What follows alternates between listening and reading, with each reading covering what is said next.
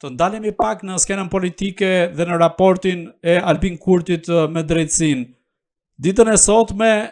Kryeministria ka reaguar duke theksuar se Albin Kurti është i gatshëm që të dëshmojë sa i përket çështjes së rezervave shtetërore, po ndërkohë nuk duhet të manipuluar opinionin publik me këtë çështje. Çfarë po ndodh në të vërtetë midis Albin Kurtit dhe prokurorisë Kosovës? Kodi penal i Republikës Kosovës, normativat e tjera të cilat janë kod të ligjeve për drejtësisë Kosovës e kanë për raport qartë se janë procedurat për një të dyshuar, për një të dëshmitar dhe në rastin konkret dëshmitari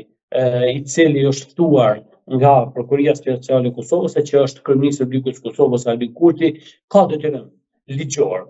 të përgjigjet të prokurisë për të intervistuar në pyetje të cilët prokuria ka paraport për të dyshuarit tani që janë në procedurë të ngritjes së akuzës, por që njëti e ka sfiduar në vazhdimsi prokurinë dhe kjo vërtet është një shqetësim serioz për drejtësinë e Kosovës. Tesa që ka bërë Albin Kurti të kryeministri i Republikës Kosovës është e mirë e drejtësisë Kosovës, është një reflektim i mirë në rast se do të përgjigjë kryeministri i Republikës Kosovës, fillimisht para qytetarëve për t'ju dhënë mund të themi një mesazh të dur se ne duhet të jemi të gatshëm gjithmonë kur ka nevojë drejtësia për të na ftuar, e veçanërisht në cilësinë e dëshmitarit, sepse drejtësia në dëshmitar ka një bazë të fuqishme për të ardhur deri tek një vendim i merituar. Në rastin konkret, kryeministri i Republikës Kosovës mund të themi ka bërë dy dëme. E para se ka dhënë një mesazh të keq të gjithë atyre të cilët mund të themi nuk janë gatshëm me njoftë prokurinë e shtetit, nuk janë gatshëm me njoftë institucionet e shtetit, e posaçërisht këtë rast serbët të cilët ashtu nuk e njohin, dhe kjo ftesë që ka bërë kryeministri i Republikës Kosovës për mos ta njohur përmes nënshmërisë së tij në institucionet e Republikës Kosovës, me të drejtë çdo qytetar serb mund mos ta njohë apo edhe grup radikale kriminal institucionet e shtetit këtë rast prokurinë e Kosovës. E dyta që është e dëmshme gjithashtu është se po pamundson zhvillimin e procedurës penale kundrejt personave me veprime kriminale të cilët po ndjeken nga prokuria e shtetit dhe në rastin konkret po pengon mund të themi drejtësinë për të zbatuar standardet minimale që kërkohen sa i përket procedurës në çështjet penale. Unë besoj që kjo që kryeministri po e bën është e dëmshme shumë nga se një numër i madh i qytetarëve të Republikës Kosovës me të drejtë mund të thonë se kur kryeministri i Republikës Kosovës nuk e njeh prokurinë, organin e shtetit në Kosovës, atëherë çfarë të bëjmë? Posaçërisht kur kryeministri i Republikës Kosovës ka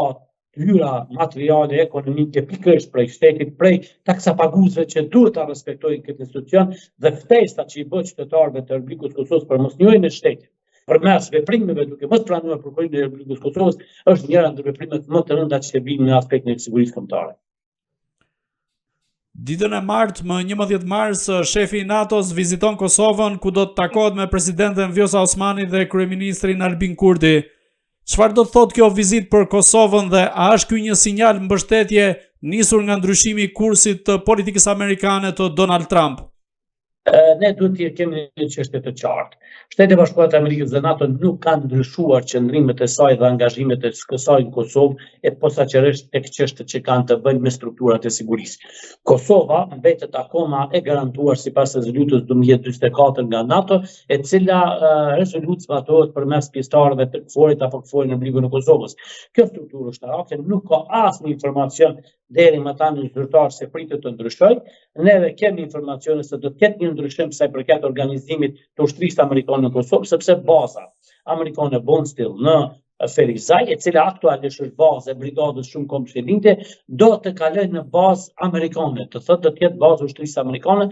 dhe nuk do të përdoret në të ardhmen si bazë e brigadës shumë kombështjellinte e cila vepron në kuadër të KFOR-it dhe NATO-s. Kjo mund të jetë ndryshimi që është. E dyta që thatë ju se ardhja e shefit të NATO-s në Kosovë, padyshim që është edhe një herë një sinjal apo një mesazh i qartë, sidomos për shtetet siç është Serbia, e cila po tenton në vazhdimsi të cenojë sovranitetin e Republikës Kosovës, të rrezikoj sigurinë jo vetëm Kosovës dhe nga Bashkimi Ballkanik, dhe në këtë rast të garantoj Republikën e Kosovës për angazhimet që ka NATO dhe padyshim që do të jap instruksionet e nevojshme për anëtarët e NATO-s, komandantin e KFOR-it dhe të tjerët nëse do të kemi eskalim të sigurisë se të veprohet. Këto janë vizita në situata mund të themi të tilla specifike dhe kështu do t'i kuptoj. Unë besoj që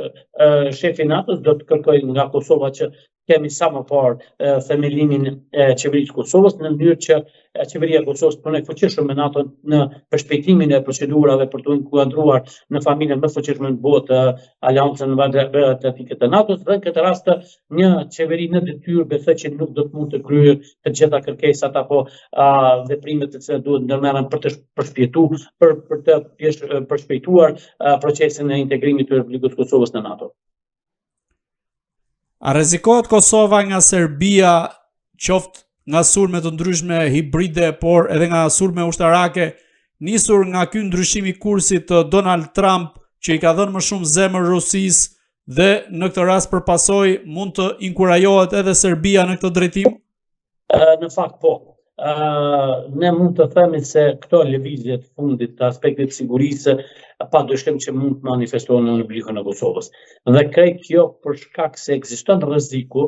që kemi një jo siguri në Kosovë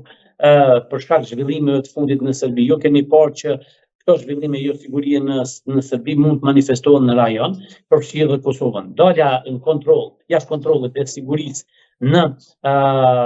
Serbi do të thot një sinjal apo një mesazh i rënd për sigurinë e Republikës Kosovës, sepse mos kontrolli i Serbisë në institucionet të cilat dyshoj që janë skenar të caktuara në mënyrë që Serbia të ketë një destabilitet brenda saj dhe kështu të ketë edhe një mungesë kontrolli tek institucionet e zbatimit të ligjit në Serbi apo edhe vetë ushtria e saj dhe policia e saj, e kështu të ketë deklarime se Serbia nuk po arrin që të kontrollojë serbët të cilët më pas mund të jenë problem apo mund të jenë shkaktari ndonjë konflikti të ri që mundot. Jo vetëm në Kosovë, por që mundot edhe në Republikën Srpska. E pam një deklaratë të fundit të presidentit të Serbisë, i cili tha se kanë kontaktuar me Moskën zyrtar dhe kanë marrë garanci se Putin nje, domethënë, Republikën Srpska dhe nje të drejtën e serbëve në Republikën Srpska për të shpallur të